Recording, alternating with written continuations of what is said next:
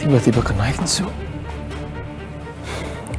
Firasat buruk yang menghantui Fatan dari kejauhan benar-benar berubah menjadi kepanikan yang nyata. Dadanya berdegup kencang, dipenuhi rasa cemas yang tak tertahankan, memikirkan kondisi Hansa di Villa Puncak. Tanpa membuang waktu, Fatan kembali mencoba menekan nomor telepon Hansa, berharap panggilannya kali ini segera dijawab. Doanya terkabul, sambungan telepon itu akhirnya terhubung. Namun, kelegaan Fatan langsung sirna seketika saat mendengar suara Hansa di seberang telepon. Suara Hansa terdengar sangat lemah, terbata-bata, dan berada dalam kondisi setengah sadar akibat pengaruh obat bius yang mulai menguasai tubuhnya. Fatan berteriak memanggil nama Hansa, mencoba menahan kesadarannya yang kian menipis. Namun malang, kondisi Hansa sudah terlalu parah untuk bisa diajak berkomunikasi secara normal. Pertahanan Hansa akhirnya runtuh sepenuhnya. Di tengah rasa pusing yang luar biasa hebat, tubuhnya ambruk tak sadarkan diri. Ponsel yang tengah ia genggam terlepas dari tangannya dan jatuh menghantam lantai dengan keras. Namun, disinilah takdir bermain peran. Panggilan telepon dengan Fatan ternyata tidak terputus dan tetap menyala. Di seberang sana, Fatan menahan napasnya dalam kesunyian yang mencekam. Tiba-tiba, pendengaran Fatan menangkap sesuatu yang membuat bulu kuduknya berdiri.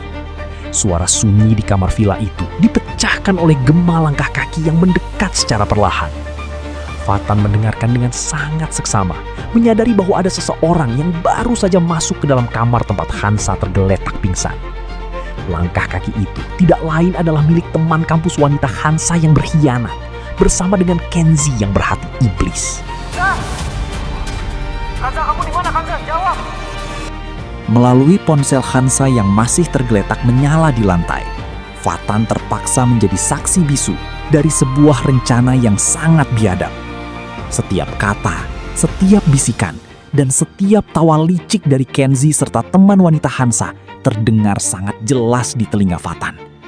Ia mendengar dengan kepalanya sendiri bagaimana mereka berdua sedang menyusun siasat busuk untuk melecehkan Hansa yang sedang tidak berdaya. Amarah Fatan memuncak hingga ke ubun-ubun. Tangannya mengepal keras mendengar kehormatan istrinya sedang dijadikan bahan taruhan oleh manusia-manusia tidak bermoral itu. Fatan merasa sangat tersiksa karena ia hanya bisa mendengarkan semua rencana keji tersebut dari kejauhan, tanpa bisa langsung menerobos masuk untuk menghajar Kenzi dan menyelamatkan Hansa saat itu juga. Sadar bahwa setiap detik sangatlah berharga untuk menyelamatkan Hansa, Fatan mencoba mencari bantuan dari orang dewasa yang ada di lokasi tersebut. Ia mencoba menghubungi Bu Kaila, dosen atau guru Hansa yang seharusnya bertanggung jawab menjaga keselamatan mahasiswanya selama kegiatan di Villa Puncak. Dengan tangan bergetar, Fatan mendengarkan nada sambung telepon yang terus berdering. Namun, sangat disayangkan, panggilan darurat dari Fatan tersebut sama sekali tidak diangkat oleh Bu Kaila. Kenyataan ini menjadi tamparan keras bagi Fatan. Hal ini semakin membuktikan kecurigaannya bahwa Bu Kaila memang sengaja mengabaikan panggilannya karena telah bersekongkol penuh dengan Kenzi untuk mengorbankan Hansa. Fatan kini benar-benar sendirian dalam perjuangan menyelamatkan belahan jiwanya. Kantor polisi di sini. Melihat tidak ada lagi orang di sekitar villa yang bisa dipercaya, Fatan tidak punya pilihan lain selain mengambil langkah hukum yang paling ekstrim. Dengan sisa ketenangannya, Fatan langsung menghubungi kantor polisi terdekat dari lokasi villa tersebut untuk melaporkan kondisi darurat Hansa. Tanpa ragu, Fatan memberikan nomor telepon Hansa kepada pihak kepolisian agar mereka bisa segera melakukan pelacakan sinyal GPS dan menemukan titik koordinat keberadaan Hansa yang sedang disekap. Tidak hanya itu, Fatan juga secara tegas memberikan nomor telepon Bu Kaila kepada pihak berwajib, memberikan kesaksian bahwa sang dosen disinyalir kuat terlibat dalam konspirasi jahat bersama Kenzi. Fatan berharap pihak kepolisian bisa bergerak secepat kilat sebelum hal buruk yang ia dengar di telepon benar-benar menimpa Hansa.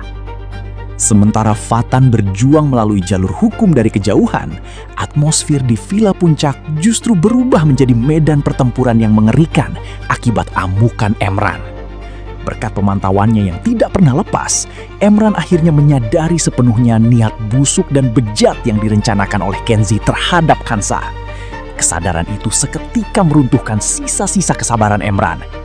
Emran mengamuk sejadi-jadinya di dalam villa, menghancurkan apa saja yang menghalangi jalannya demi melampiaskan emosi yang membakar dada. Ia berteriak memanggil nama Kenzi dengan penuh amarah yang menakutkan.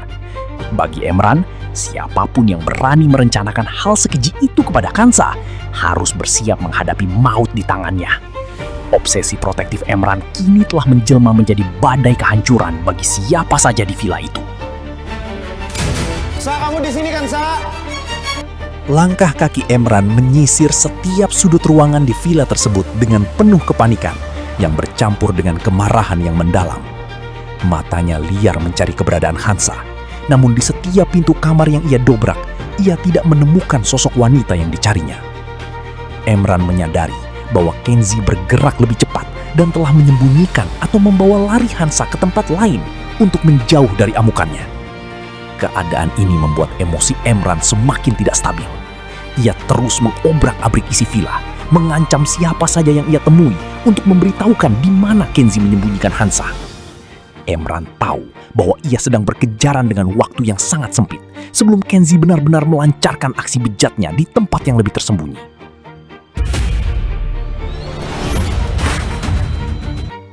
Di tempat persembunyiannya yang baru, Kenzi yang sedang bersama Hansa yang pingsan mendapatkan laporan darurat dari teman wanita Hansa. Kenzi diberitahu bahwa Emran sedang mengamuk hebat di dalam villa dan sedang mencari keberadaan mereka berdua. Mendengar kabar tersebut, rasa panik sempat melanda diri Kenzi. Namun, ketakutan itu dengan cepat berubah menjadi rencana serangan balik yang licik. Kenzi tidak mau membiarkan Emran merusak rencana besarnya yang sudah berada di depan mata. Tanpa membuang waktu, Kenzi langsung merogoh ponselnya dan menghubungi seluruh anak buahnya. Dengan nada penuh dendam, Kenzi memerintahkan mereka semua untuk segera kembali ke villa dan mengepung Emran guna menghabisinya sampai tidak bernyawa. Kini, nyawa Emran berada dalam bahaya besar demi menyelamatkan Hansa.